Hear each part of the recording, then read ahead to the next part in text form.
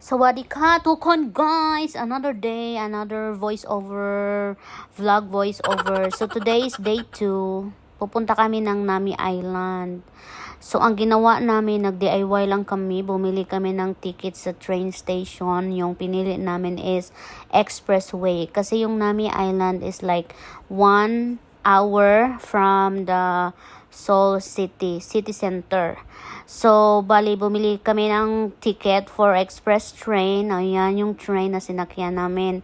Ano siya, mga 45 minutes. Kasi yung binayad namin, 5,201. So, yan yung ticket niya, guys. Siyempre, nasa train na kami. Nagmuni-muni while waiting. Tapos, meron namang English sub.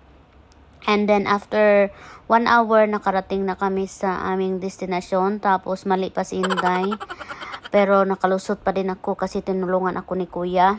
So guys, nakarating na kami sa Gapyong, no? Yung Gapyong, yun yung province na kung saan nabilong ang Nami Island. Yan, yung tour bus. Merong tourist information gilid sa my train station. Yan yung area niya. Sumakay lang kami ng bus at nagbayad kami ng ilang Korean won. So yan yung Nami Island. Guys, pwede ka palang mag-zipline dyan.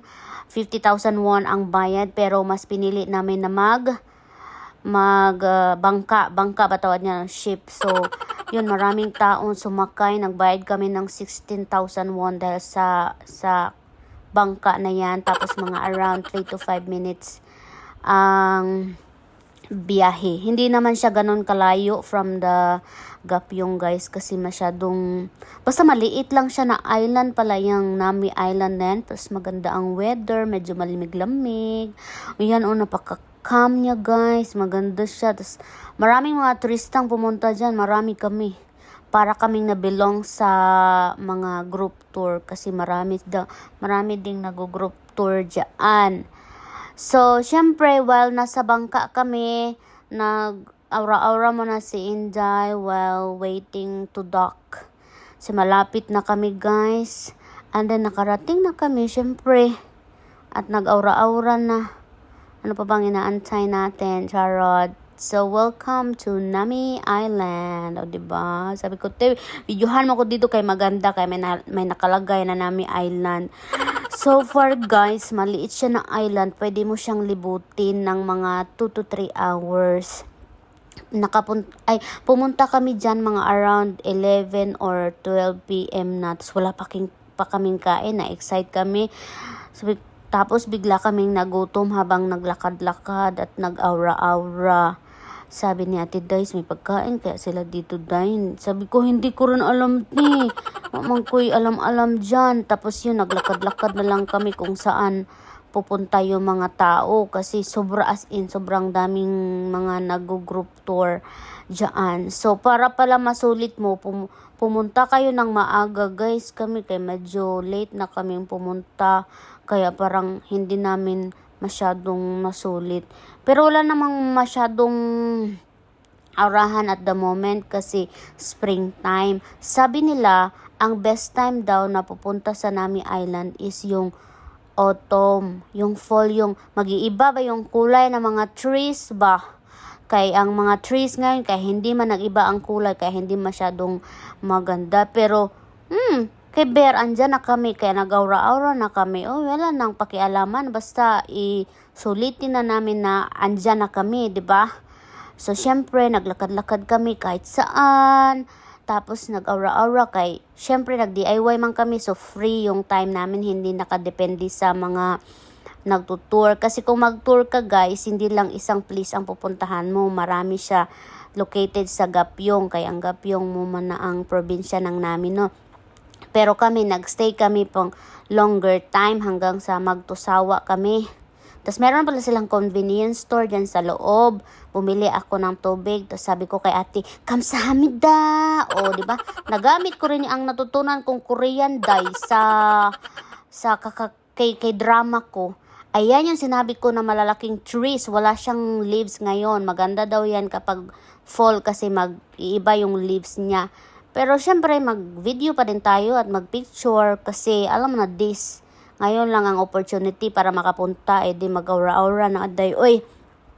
So, napagod kami dyan after ilang oras na biyahe kasi medyo malamig siya dahil napalibutan na siya, di ba? Island na siya, maliit na island.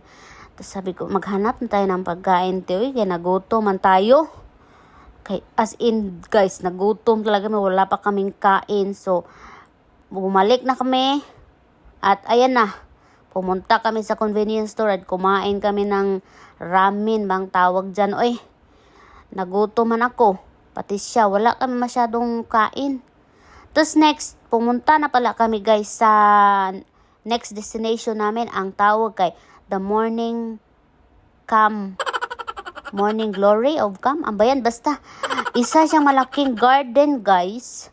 Kung saan, parang some of the K-drama, nagsushoot sila dyan. Basta minention yun ni Ate Daisy kung kasi maganda daw dyan. Tapos magandang mag-aura-aura. Tapos meron siyang hanging bridge guys na pwede kang maglakad papunta doon at pag-aura. Mga around 4 p.m. na kami nakarating dyan. Kay malayo dahil siya. Nakatulog kami sa bus. Bago kami nakarating dyan. Siyempre may mga ibang turista din. Malaki siya na place. Tapos very romantic. Kung kasama mo yung jowa bells mo. Siyempre dahil single tayo. Wala tayong kasama dahil. Kaibigan lang. Pero okay na yan. Hindi naman ako malungkot. Masaya naman ako at that very moment. Kaya nag-aura-aura man ako. Tapos basta very calm yung place. Para siyang alam mo yung Baguio na less people. Charot. Kaya marami mga pine trees. Tapos lamig-lamig ang peg namin dyan. Ang inalala namin kasi nga nagbabas kami papunta dyan. Ang last trip kasi is alas 6. So kailangan naming magmadali kay mga alas 5 na pasado. Tapos yun sinabi ko sa'yo na hanging bridge. Guys, pwede kang maglakad dyan. Kasi dyan katatawid, diba? Ito maraming mga naglakad-lakad para mag-aura at marami ding mga turistang nagpipicture. Marami nga kami nakasamang mga Pinoy pero syempre nahihiya kaming kausapin sila kasi may kanya-kanya din naman silang aura. Tapos gumagalaw yung bridge na yan. The Garden pala. Yan pala ang pangalan. The Garden of Morning Camp. So kalma talaga siya guys. Hindi kami nagbayad guys pa ng entrance. At bumalik na kami doon sa Gapyong Station. Tapos natakot kami dyan ng very light kasi walang katao-tao dahil. Tapos sobrang lamig. Siguro mga 9 degrees dyan. As in, kasi gabi na nga kami nakarating. At last, makakain na kami. Bumalik kami, siguro alas 10 na kami nakabalik at naghanap kami ng makakainan, Day. Tapos pogi si Kuya.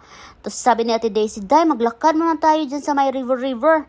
Tapos ang yabang pa niya, ang lamig-lamig kaya dyan. My God, siguro mga nasa 7 degrees yan habang naglalakad kami. Kaya panay reklamo ako, tiyalik ka na kay na naninigas na yung kamay namin dyan sa paglalakad kay sobrang lamig. Tapos sabi ni Ate Daisy, Day, bili mo na tayo dyan ng yung fish na yan, tawag niyan. Basta may 3 flavor yan. Tapos 2,000 won ang binayad namin. Yun lang guys. See you again on my next vlog.